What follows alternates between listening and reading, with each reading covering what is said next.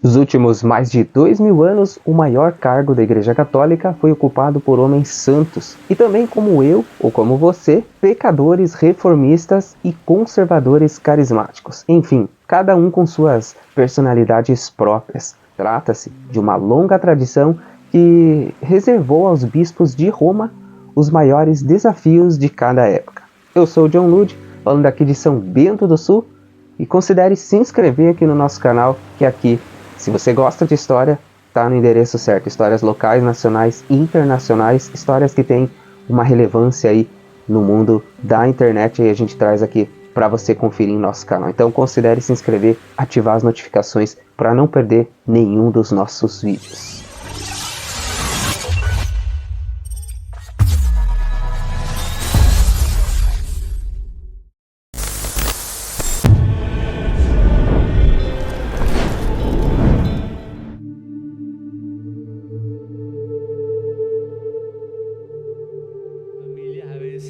Los platos. Les sugiero un consejo. Nunca terminen el día sin hacer la paz. Without making peace with the family.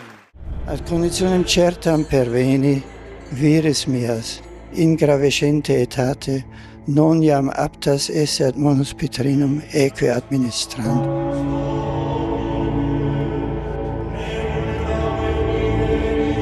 Após a renúncia que surpreendeu o mundo de seu antecessor, o Papa Bento XVI, agora emérito, o conclave elegeu o primeiro Papa sul-americano de todos os tempos, o argentino Jorge Mário Bergoglio, para assumir o pontificado. Ele se tornara o primeiro pontífice jesuíta e também, como já mencionei, o primeiro Papa da América do Sul, e foi também o primeiro Papa não europeu em mais de 1200 anos de história. Porém, o seu pioneirismo de maior significado foi a escolha do nome papal. Ao optar por tornar-se o primeiro Papa Francisco da história, ele já dava sinais de que seguiria pelos caminhos diferentes. O nome evocava São Francisco de Assis. Inclusive temos um vídeo sobre a história de São Francisco de Assis que está nesse QR Code aí do lado para você ver assim que esse vídeo aqui terminar.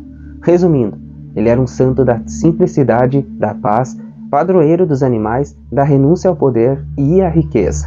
Mas estaria o Papa à altura da gigante tarefa de guiar a barca do apóstolo Pedro pelas turbulentas águas do século XXI?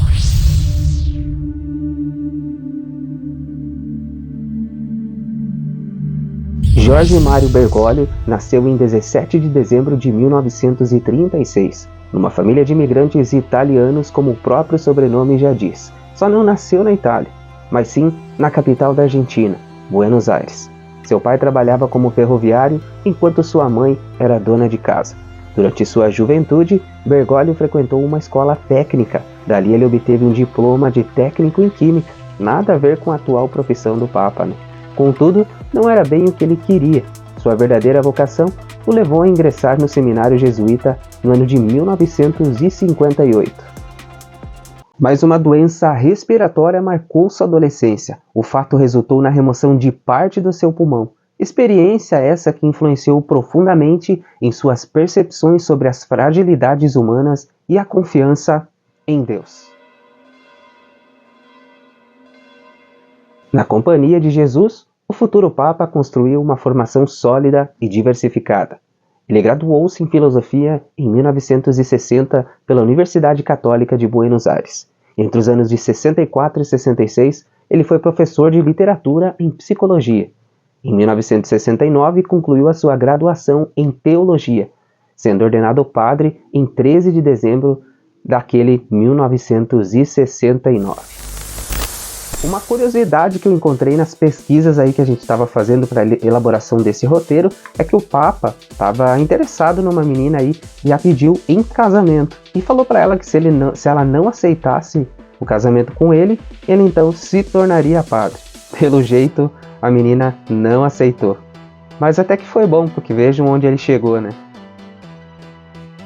E foi aqui nesse confessionário, nesse local, que o Papa escutou o chamado. Por isso que eles mantêm hoje essa luz acesa, simbolizando esse momento. Essa igreja fica na Argentina. Posteriormente, assumiu as funções de mestre de noviços e de reitor da Faculdade de Filosofia e Teologia de San Miguel. O ano de 1973 marcou a sua nomeação como superior provincial dos jesuítas na Argentina, cargo que o padre Jorge Mário Bergoglio ocupou até o ano de 1979. Após esse período, o padre aprimorou seus estudos lá na Alemanha e dedicou-se a trabalhos pastorais e acadêmicos. A trajetória eclesiástica do padre deu um salto significativo em 20 de maio de 1992, quando o Papa João Paulo II o nomeou como bispo auxiliar de Buenos Aires. 6 anos depois, em 1998, ele assumiu o posto de arcebispo metropolitano, tornando-se principal figura da Igreja Católica no país Argentina. Durante o seu período como arcebispo, Dom Jorge, falando no espanhol, Mário Bergoglio, ficou conhecido por defender uma igreja próxima dos pobres, recusando privilégios e pompas tradicionalmente associados ao cargo. Era comum vê-lo utilizando transporte público, acreditem vocês, preparando suas próprias refeições e levando uma vida muito simples. E há quem diga que mesmo depois de assumir como Papa, o pontífice andava com seu Ford Focus. Além disso, não hesitava em criticar o governo argentino, especialmente nas questões relacionadas à pobreza e à corrupção. Ele não fez nenhuma viagem oficial à Argentina depois de ter assumido o cargo, da crise que a Argentina vinha vivendo nos últimos tempos. Em 2001, o arcebispo Bergoglio foi elevado à condição de cardeal, recebendo o barrete cardinalício das mãos do Papa João Paulo II. Apesar do prestígio do cargo, ele manteve-se afastado dos holofotes, concentrando-se em um trabalho pastoral, o que lhe rendeu o título de o Cardeal do Povo. E assim ele ficaria reconhecido em sua terra natal. Embora seu nome já tivesse sido cogitado no conclave de 2005, quando o Papa João Paulo II faleceu, foi apenas em 2013, com a inesperada renúncia de Bento XVI, que o cardeal Bergoglio encontraria a sua mais importante e desafiadora missão. Aos pobres cansados, és o alento A fiel. história da devoção remonta à década de 1980, na Alemanha, onde o padre jesuíta Jorge Mário Bergoglio, o futuro Papa Francisco, conheceu a imagem e a propagou na Argentina. Protege os filhos teus com teu manto santo, tua intercessão.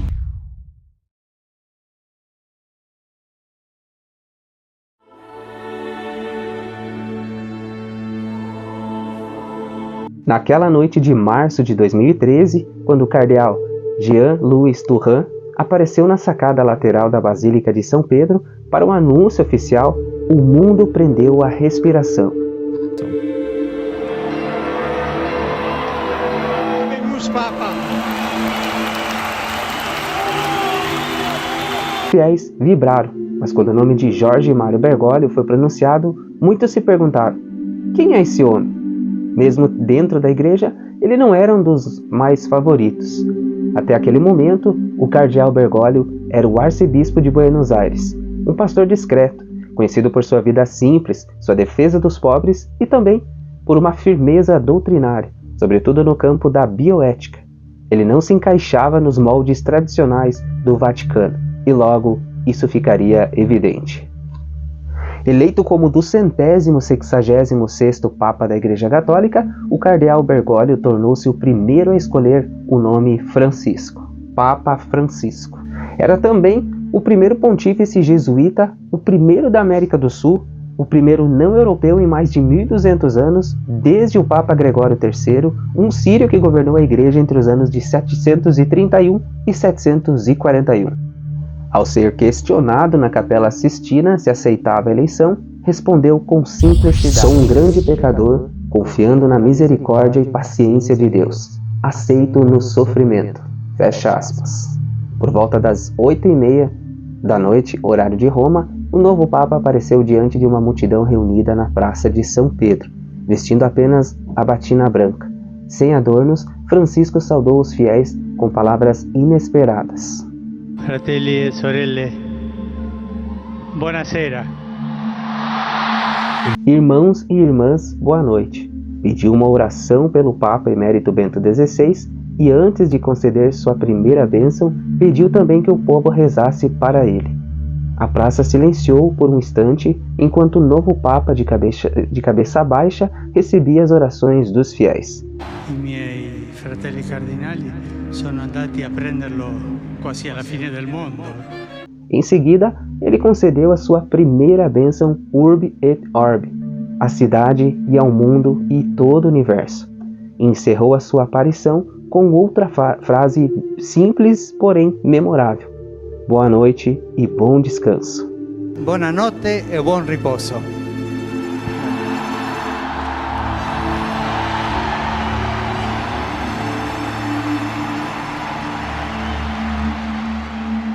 O tom simples e fraterno de Francisco deu o primeiro vislumbre do estilo que marcaria seu pontificado. Nos dias que se seguiam, Francisco continua a surpreender. Recusou-se a morar no Palácio Apostólico e optou pela casa em Santa Marta, uma residência mais simples, mas que fica também dentro do Vaticano. Abriu mão do carro blindado, preferindo veículos mais modestos, como eu falei. Há quem diga que ele dirigia, um Ford Focus, ao invés de poder dirigir aí os carros de luxo, quebrou protocolos de segurança para se aproximar dos fiéis e por aí vai. Muitas novidades em pouco tempo. Em 23 de março de 2013, 10 dias após a sua eleição, o Papa viajou a Castel Gandolfo para um encontro histórico com Bento XVI, o primeiro Papa emérito da Era Moderna. O encontro inédito em mais de 600 anos demonstrou um espírito de fraternidade entre os dois pontífices. Durante a sua visita, Francisco e Bento XVI rezaram juntos e almoçaram, consolidando essa relação respeitosa entre ambos. E depois dessa viagem, uma das primeiras oficiais internacionais viagens do pontífice ocorreu cerca de 3 meses após o Papa ter sido eleito. E foi aqui no Brasil, durante a Jornada Mundial da Juventude, onde também realizou uma Santa Missa no Santuário Nacional de Aparecida.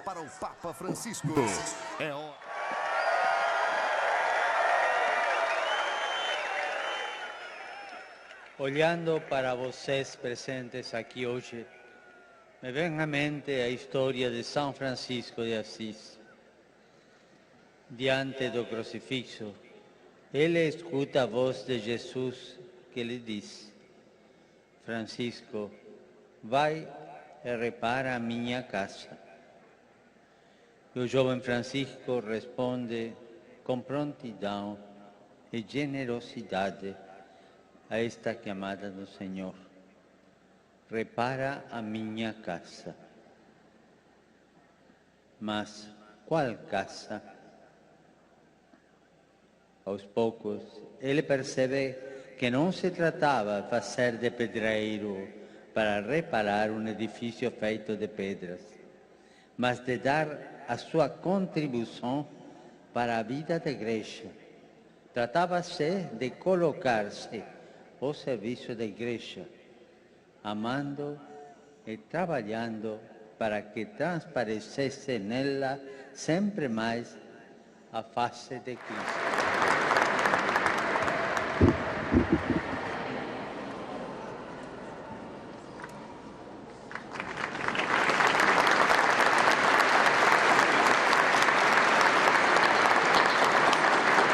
Do seu pontificado, Francisco teve que escolher um brasão. O seu brasão mantinha a simplicidade característica do seu pontificado. Nele vemos elementos simbólicos muito importantes, como o sol radiante, com o monograma IHS, que é o símbolo da Companhia de Jesus, uma estrela simbolizando Nossa Senhora e uma flor de nardo, representando São José. Além das chaves cruzadas e a mitra, como símbolos do ministério papal. Seu lema, abre aspas, miserando atque eligendo, fecha aspas, que significa com misericórdia o escolheu, refletindo a sua simplicidade e espiritualidade baseada na misericórdia divina e na escolha de Deus pelos mais humildes. Mas Francisco não queria um pontificado baseado apenas em símbolos. Ele queria uma transformação profunda na mentalidade da igreja. Logo no primeiro ano, publicou Evangelii Gaudium, em que convocava a igreja a sair da autorreferencialidade e abandonar o clericalismo e a se tornar missionário. E suas palavras foram contundentes, abre aspas, Prefiro uma igreja acidentada, ferida e enlameada por ter saído às ruas do que uma igreja doente pelo fechamento e pela comodidade de se agarrar às próprias seguranças. Fecha aspas. O objetivo de Francisco era fazer com que o evangelho chegasse às periferias existenciais, aos pobres, aos marginalizados e àqueles que se sentiam distantes da fé. Tu sai chi è stato il primo santo canonizzato nella Chiesa? Un carcerato. Un carcerato condannato a morte. Lo stesso Cristo lo ha. Ma oggi sarai con me al paradiso. E la società deve imparare questo esempio di Cristo. Perché se Lui dimentica, chi sono io per non dimenticare?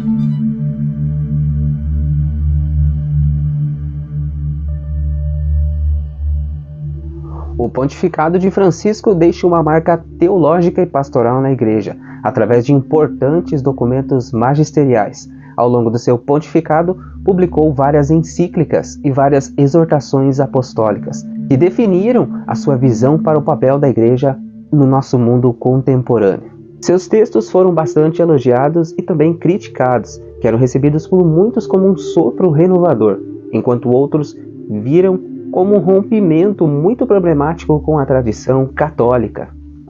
Durante os seus documentos, publicou a Lumen Fidei em 2013, a primeira encíclica concluída do Papa Francisco. Essa que havia sido iniciada pelo Papa Bento XVI, ela foi publicada no dia 5 de julho de 2013 e aborda a fé como a luz que ilumina a vida humana. Ela fala também da importância da fé na história e a sua relação com a razão e da presença da fé na nossa sociedade. No documento, ele dá continuidade ao trabalho de Bento XVI a respeito das virtudes teologais, explorando diferentes aspectos da vida cristã e também do impacto da fé na vida da Igreja e da sociedade. Evangelii Gaudium, de 2013, que já mencionamos aqui, foi considerada como a bússola de sua missão como Papa. Essa encíclica convoca a Igreja a sair de sua zona de conforto e se tornar missionária. Francisco rejeita a visão de uma igreja fechada em si mesmo e insiste na necessidade de proximidade com o povo. A exortação fez fortes críticas à economia global e à cultura do descartável, afirmando que a opção preferencial pelos pobres deve ser o eixo central da missão da igreja. Na sequência, publicou Laudato Si, uma encíclica de 2015 dedicada ao cuidado com a casa comum, o nosso planeta Terra. O Papa Francisco surpreendeu ao mundo ao utilizar uma linguagem muito comum aos governos globalistas atuais. Nesta encíclica, o Papa denuncia o consumismo desenfreado, o uso irresponsável dos recursos naturais e um alerta para os impactos da crise climática sobre os mais pobres.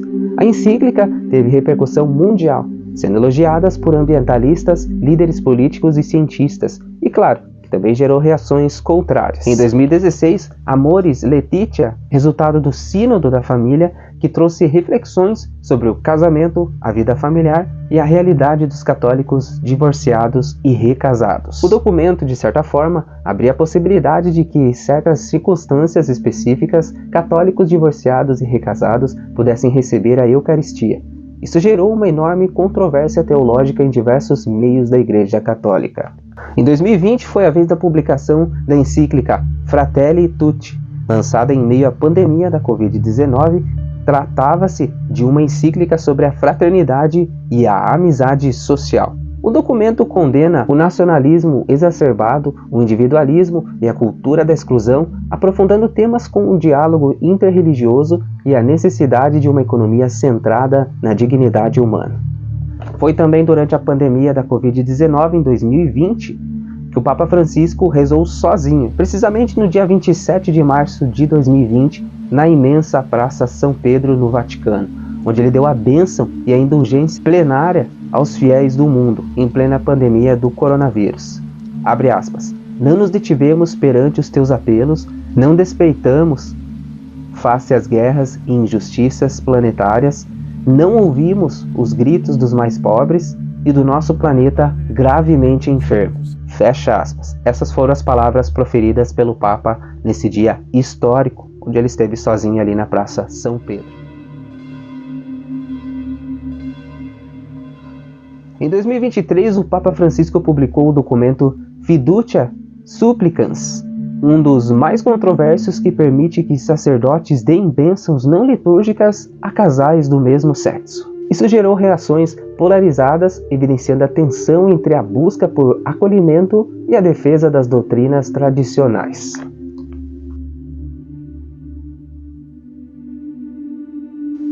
Desde o início de seu pontificado, Francisco deixou claro que não seria um papa de continuidade, mas sim um papa de reformas e renovações.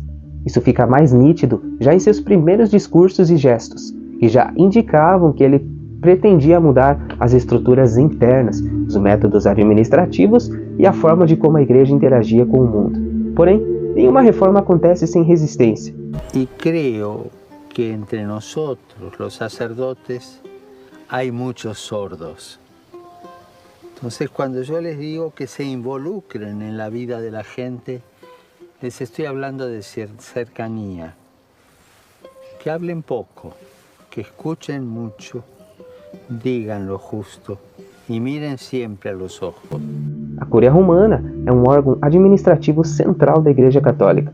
Seu papel é auxiliar o Papa no governo da Igreja, mas ao longo dos séculos ela acumulou complexidade, influência política e, em alguns casos, corrupção. Francisco queria mudar essa realidade. Em 2022, após 9 anos de trabalho, ele publicou a Constituição Apostólica Predicati Evangelium, reformando profundamente a Cúria. Essas mudanças deram a ela uma nova formatação semelhante ao governo geral da própria Companhia de Jesus, família religiosa a qual o Papa pertencia, como falamos já no início desse vídeo. Dentre as mudanças, as principais foram a transformação da estrutura hierárquica, dando mais protagonismo a organismos missionários e pastorais. Também a possibilidade de leigos ocuparem cargos importantes e mulheres também, como chefes de dicastérios, por exemplo. Também promoveu a unificação de várias instituições para evitar a sobreposição de funções, além do fortalecimento do controle financeiro para impedir desvios de recursos. A principal inovação foi a ideia de que a missão da Igreja deve estar acima da burocracia interna. Essa reforma, claro, teve um impacto profundo. Alguns elogiaram a tentativa de reduzir a burocracia, enquanto outros a viram como uma descentralização perigosa. Muitos dentro da Cúria, acostumados a cargos vitalícios, resistiram à ideia de perder a influência. Desde o início do século XV, o Vaticano enfrentou escândalos financeiros, alguns envolvendo figuras da alta hierarquia da Igreja. Francisco também decidiu enfrentar de peito aberto essa questão de forma direta. Ele implementou reformas para aumentar a transparência financeira e combater a corrupção. Entre as ações tomadas estão a revisão e auditoria de contas do Vaticano, identificando movimentações suspeitas, inclusive, acreditem vocês, chegando a contratar empresas externas para auditar o próprio Banco do Vaticano. A redução da autonomia do Banco do Vaticano, IOR, que historicamente esteve envolvido em várias polêmicas, também foi ação de Francisco. Além disso, o Papa ainda implantou processos disciplinares contra cardeais e bispos envolvidos em escândalos financeiros. O caso mais simbólico foi do cardeal Angelo Becciu, que perdeu seus direitos cardinalícios, após ser acusado de má gestão de fundos do Vaticano. Essa medida foi histórica, pois poucos papas antes de Francisco haviam punido altos membros da hierarquia dessa maneira. Os defensores dessas ações afirmam que Francisco foi corajoso em enfrentar a corrupção interna. Seus críticos, no entanto, alegam que suas decisões foram políticas e estruturais, atingindo apenas certos grupos, resolvendo o problema de maneira estrutural, por completo. Outro momento de grande tensão no pontificado de Francisco foi a publicação de Traditionis Custodes, que restringiu severamente a celebração da missa tridentina. Francisco justificou a medida afirmando que a missa tridentina havia se tornado um foco de divisão dentro da igreja, sendo usada por grupos que rejeitam o Concílio Vaticano II como um cavalo de batalha. E claro que a repercussão foi imediata. Bispos e fiéis tradicionalistas, ou que simpatizavam com as tradições, protestaram, alegando que estavam sendo marginalizados. Lideranças progressistas, entretanto, apoiavam a decisão. Também controvérsia foi a aproximação de Francisco com regimes políticos autoritários, especialmente da China. Em 2018, o Vaticano assinou um acordo secreto com o governo chinês sobre a nomeação de bispos. Isso marcou pela primeira vez na história em que a Santa Sé reconheceu a autoridade do Partido Comunista Chinês sobre o clero católico do país. O cardeal Joseph Zen é um dos mais influentes líderes católicos na Ásia. Classificou o acordo como um pacto de Judas, pois negocia com um regime de exceção que sequer respeita os direitos humanos básicos e que não tem razão alguma para respeitar um acordo com a Igreja. Além disso, merece destaque o empenho pessoal do Papa contra os abusos. Isso, acreditem vocês, todo mundo ouve falar, no interior da Igreja. Em 5 de abril de 2013, logo bem no início do seu pontificado, Francisco se reuniu com o então prefeito de Congregação para a Doutrina da Fé, o arcebispo Gerhard Ludwig Miller, para fortalecer a política de tolerância zero provada por Bento XVI.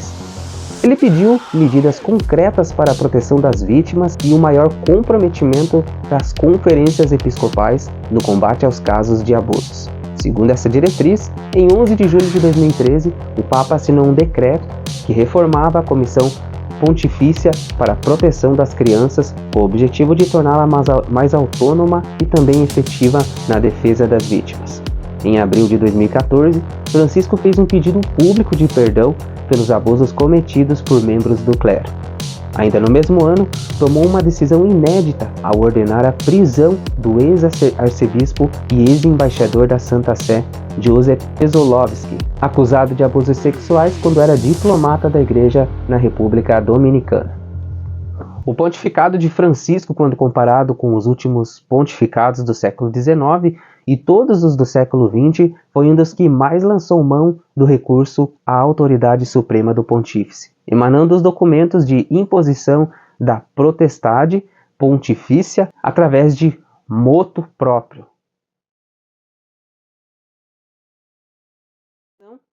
A sua visão aberta e dialógica na visão de muitos vaticanistas contrasta com o recurso frequente à sua autoridade suprema de legislar.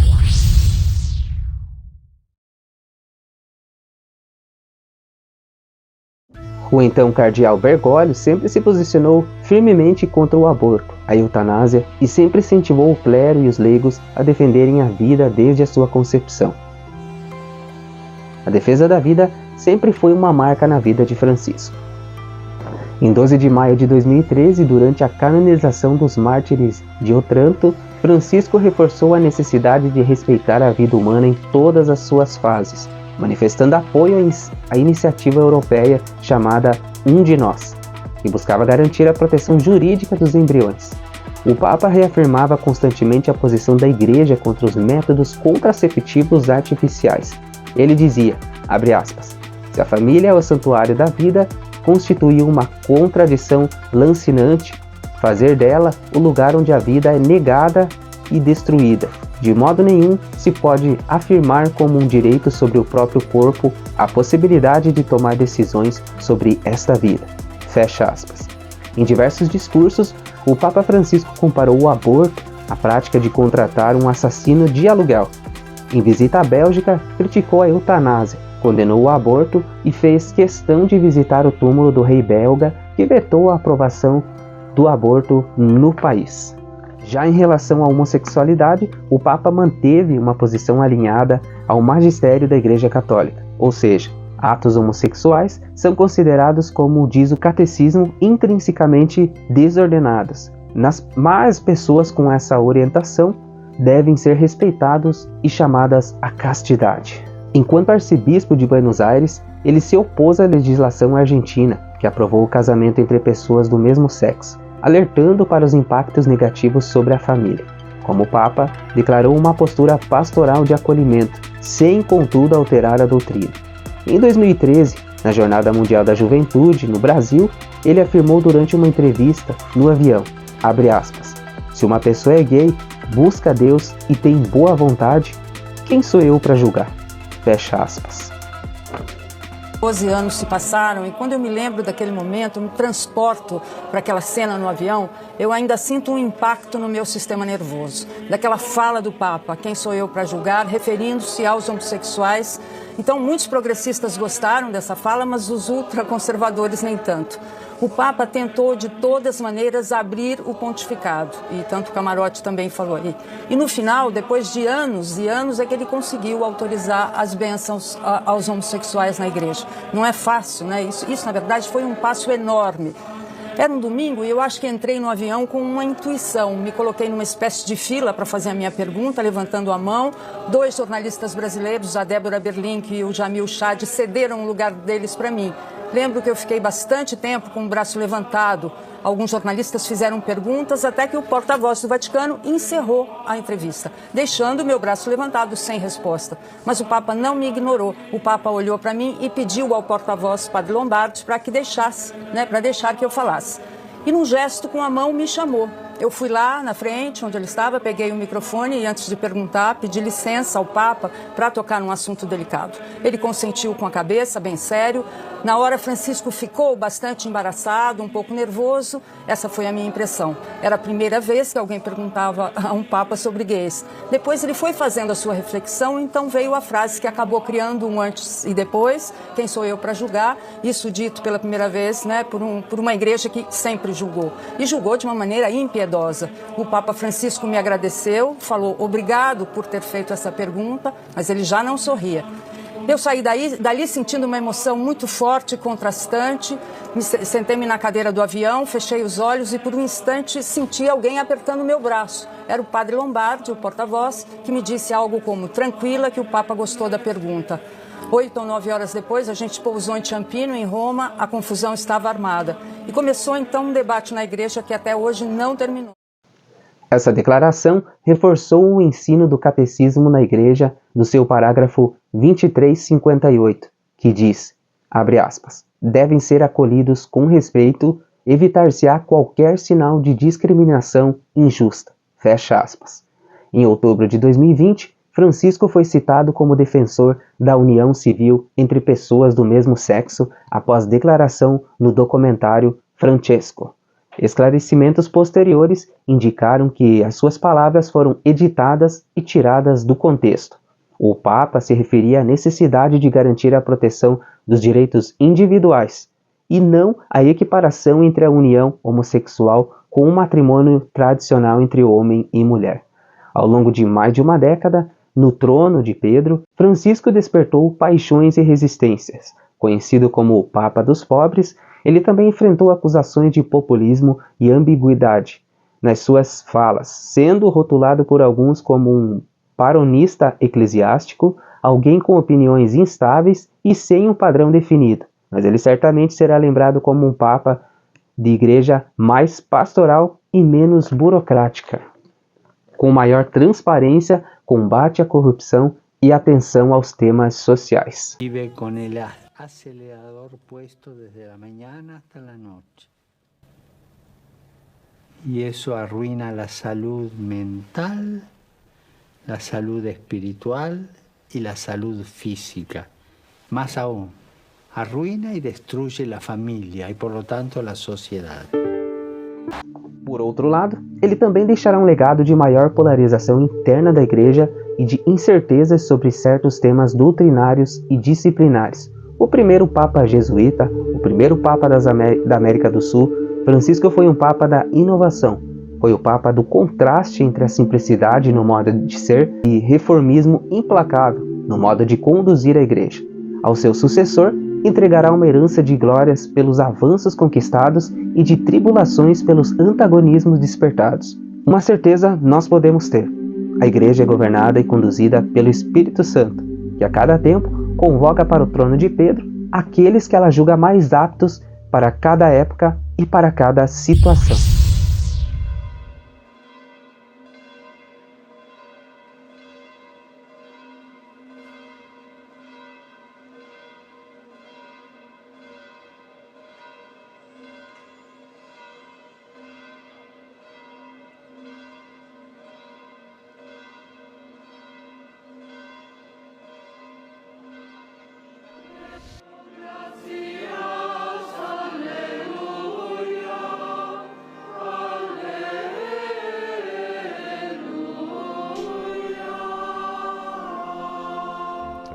cruz. E agora sim temos então o Papa Francisco, que chega trazido uma cadeira de rodas.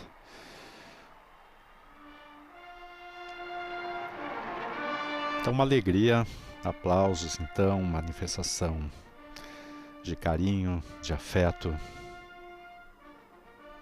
pelo nosso Pai.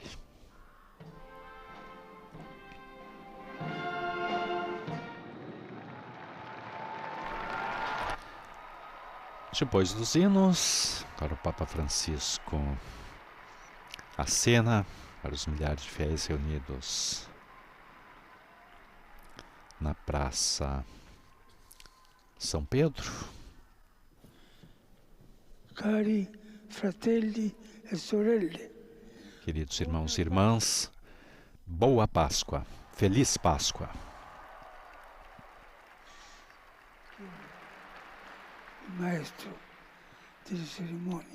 Mestre das celebrações, das cerimônias, lerá a mensagem. A mensagem. Hoje ressoa finalmente na igreja o Aleluia, que corre de boca em boca, de coração a coração, e o seu cântico faz chorar de alegria no mundo inteiro o povo de Deus. Pater, et Filius, et Spiritus Sancti. Amém. Que recebem também a bênção por meio do rádio, da televisão e outras tecnologias e meios de comunicação. E o aplauso, a saudação dos fiéis reunidos na Praça São Pedro. É uma grande festa, é o domingo da ressurreição. Na praça vemos bandeiras de tantos países. Agora sim, realmente então se confirma Papa Francisco de Papa Móvel, para a alegria de todos, nossa alegria também, que costumamos sempre acompanhamos o Santo Padre. Temos uma bandeira do Brasil à esquerda. O Papa então entrando, ele passou, sai de Papa Móvel pelo Arco delle Campanelle, o Arco dos Sinos. Temos vários cadeirantes posicionados então à direita, junto ao prédio onde está a livraria Editora Vaticana, onde está a Posta Vaticana. E agora sim, uma grande alegria, pois sempre os fiéis, quando estão na Praça São Pedro, acostumados a ter essa proximidade, poder receber e retribuir o carinho do Santo Padre. Então essa espera, então, nesse dia de Páscoa da Ressurreição do Senhor, são recompensados, então, pela presença do Papa. O Papa, uma palavra que sempre podemos dizer que sempre marcou sua proximidade, sempre marcou o seu pontificado, tem esse desejo da proximidade. O Papa gosta de estar próximo das pessoas. É um pastor com cheiro de ovelhas. Ele que sempre diz aos sacerdotes que devem sujar as mãos, esporcar elemani, sempre a proximidade do pastor ao seu rebanho. É isso que o Papa faz. Então, nesse domingo, passando com o Papa Móvel, temos uma imagem, pequena imagem da Mãe Admirável de Schanstatt. Alguma fiel com insistência estava tentando, então, entregar ao Santo Padre. Uma alegria, então, a todos os fiéis.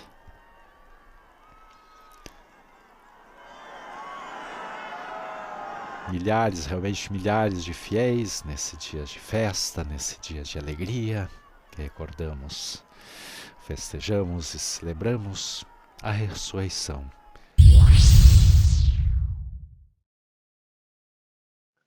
O vice-presidente dos Estados Unidos, J.D. Vance, que é católico, foi a última visita que o Papa Francisco recebeu em vida um dia antes do seu falecimento. Mesmo bem abatido, o pontífice fez questão de receber Vance. alguns meses depois de questionar as políticas para imigrantes adotadas por Donald Trump. A imprensa Vence declarou que o Papa estava realmente muito doente, e ele recebeu alguns presentes aí do Papa, como ovos de Páscoa, entre outros aí que vocês acompanharam nos noticiários.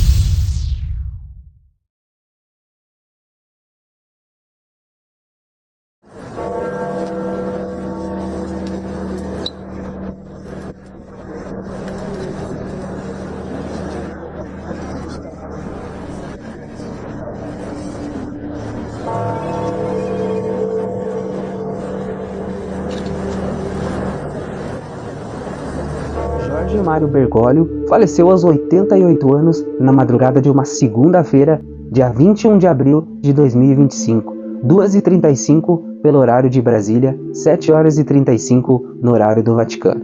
Ele estava em seu apartamento na residência de Santa Marta, na cidade do Vaticano, onde morava desde que foi eleito Papa em 2013. Segundo a certidão médica que atestou a morte, ele sofreu um AVC, entrou em coma e teve um colapso cardiocirculatório irreversível. O quadro foi agravado por uma série de problemas de saúde, incluindo uma insuficiência respiratória aguda, causada por uma pneumonia microbiana, bronquiectasias múltiplas, pressão alta e diabetes tipo 2. Francisco estava se recuperando de uma pneumonia nos 2 pulmões, após ter ficado internado por 38 dias. Ele havia recebido alta há 1 mês e estava sob cuidados médicos. Ele foi hospitalizado pela primeira vez no início de fevereiro devido a problemas respiratórios. No dia 14 de fevereiro, foi internado no Hospital Agostino Gemelli para tratar uma bronquite. Mesmo hospitalizado, participou de algumas atividades religiosas, mas no dia 16 pediu desculpas por não poder participar da oração semanal na Praça São Pedro. No dia 17, o Vaticano informou que ele estava com infecção polimicrobiana. No dia seguinte, foi anunciado que ele tinha pneumonia bilateral. Francisco recebeu alta no dia 23 de março de 2025. Carissimi fratelli e sorelle, con profondo dolore devo annunciare la morte del nostro Santo Padre Francesco.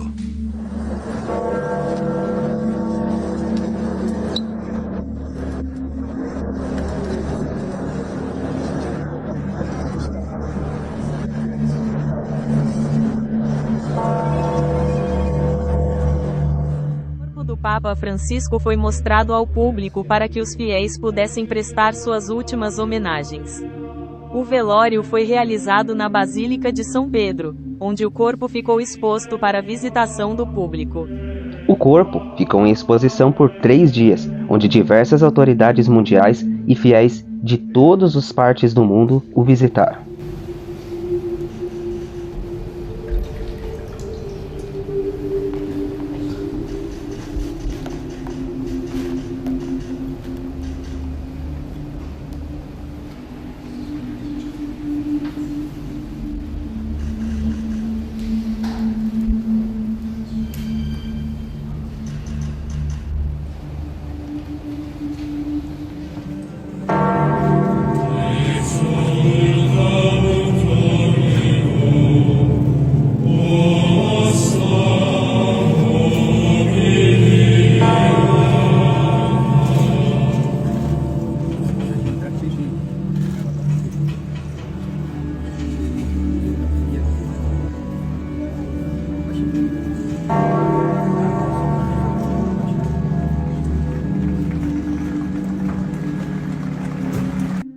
O Vaticano divulgou agora à noite um vídeo onde se pode ver o exato momento em que o quarto onde o Papa Francisco faleceu é lacrado.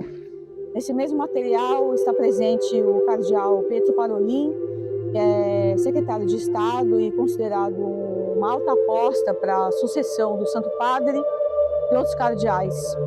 Também hoje à noite foi divulgada a certidão de óbito, a denúncia de morte, onde o Vaticano confirmou que o pontífice teve um AVC, seguido de coma, e depois um colapso cardiocirculatório. Transito di Sua Santità Papa Francesco. Alle ore 7:35 del mattino l'amato pastore della Chiesa, Francesco, è passato da questo mondo al Padre.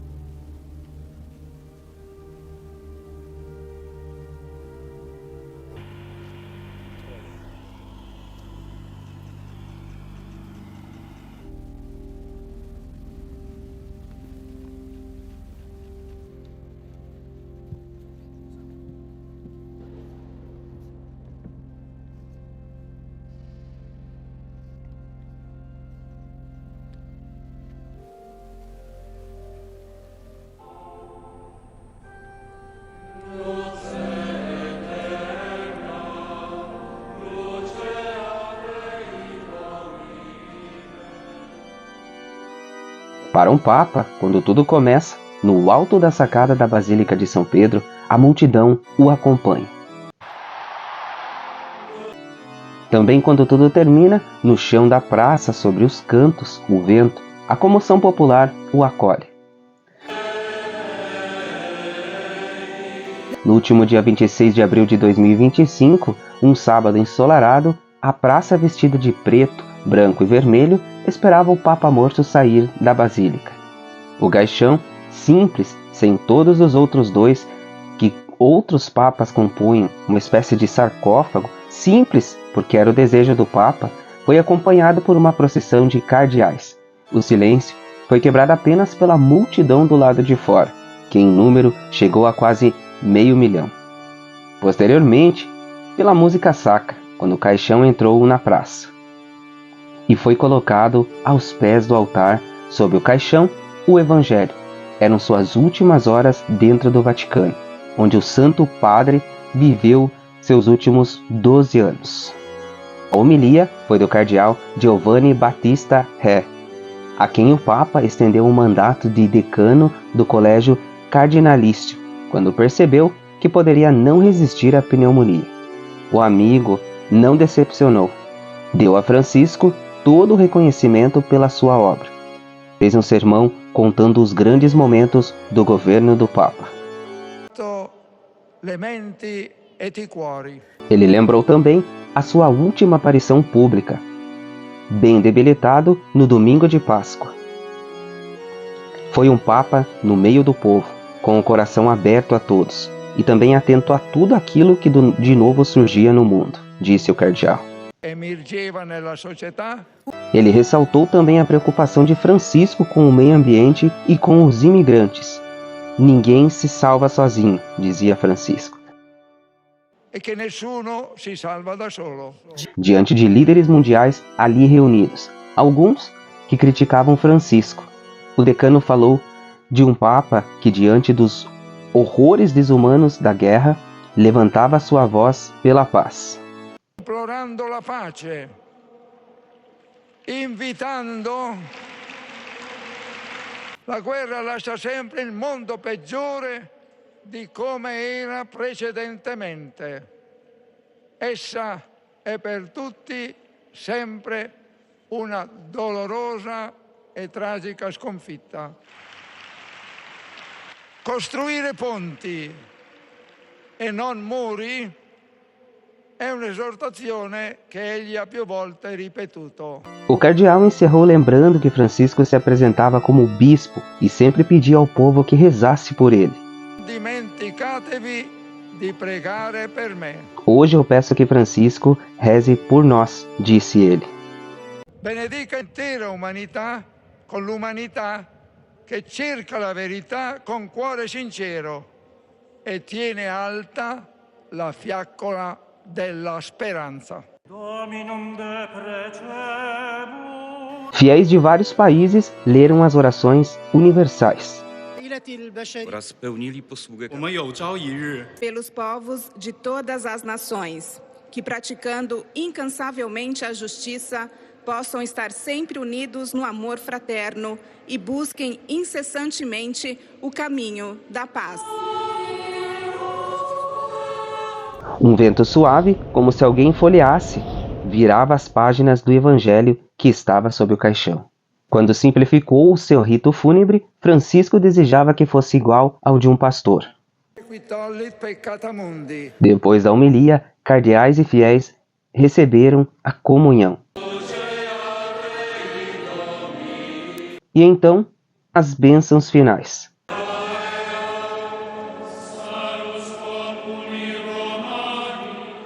O corpo do Papa foi levado mais uma vez para a Basílica.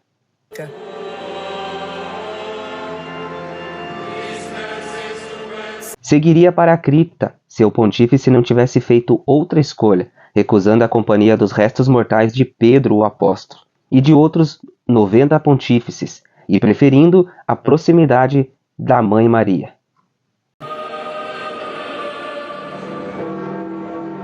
Teve início então o cortejo histórico, em direção à Basílica de Santa Maria Maior, que também é do Vaticano. Era a primeira vez que o corpo de um Papa deixava os muros do Vaticano em mais de 100 anos. O último havia sido de Leão XIII, morto em 1903.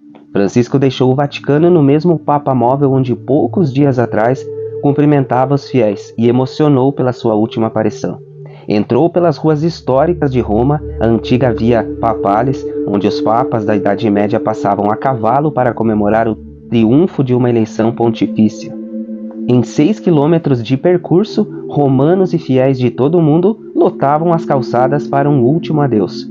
Só os aplausos quebravam o silêncio. O cortejo passou por ruínas de uma Roma decadente, por um monumento símbolo da perseguição aos cristãos durante o Império Romano. O Coliseu, mais tarde cristianizado. Então subiu o Esquilino, a mais alta das 7 colinas de Roma. Nas escadarias da Basílica de Santa Maria Maior, a igreja de Maria mais importante do mundo, Francisco foi recebido por aqueles que tanto defendeu: pessoas em situação de rua, imigrantes e também pessoas trans.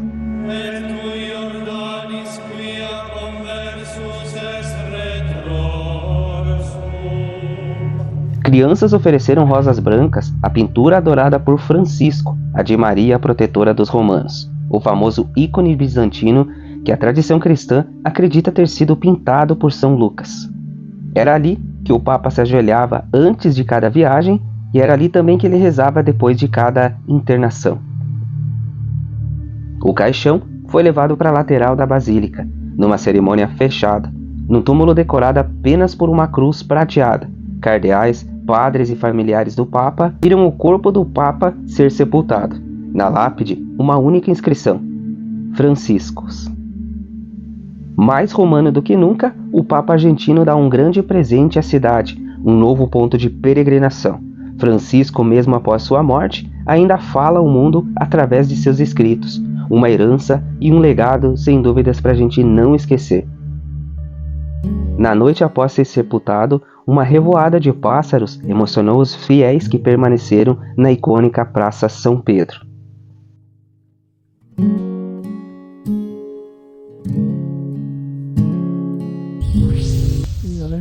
Una luz muy grande, una felicidad muy grande, un encuentro muy grande en el camino del encuentro con Dios, ¿no? Alguno pertinaz por ahí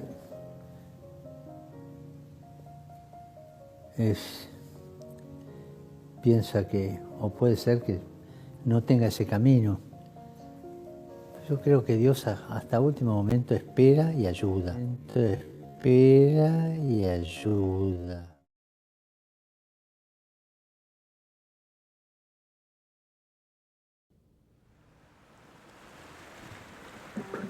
Certamente Francisco deixou um legado brilhante aí e também um desafio para o seu sucessor aí, que é seguir o legado dele, ou talvez trazer uma nova linguagem aí, enfim, vamos aguardar aí o que virá pela frente aí na nossa Igreja Católica. Essa foi mais uma história e mais uma biografia, deu muito trabalho aí, mais de 2 dias de pesquisa aí, intensa, sem parar, para que a gente trouxesse esse conteúdo aí bem informativo, para honrar também um pouco da história do Papa, como bons católicos que somos, mas indiferente à sua denominação, Francisco deu algumas revoluções. É claro, ele gostaria de ter feito muito mais reformas aí, mas como a Igreja Católica trata-se de uma igreja milenar, né, não tem como querer fazer muita coisa sem que cause alguns desconfortos, e também é imensa, então não tem como fazer tudo que ele gostaria. Com certeza, se ele fez os feitos aí, queria ter feito muito mais ao longo do seu pontificado.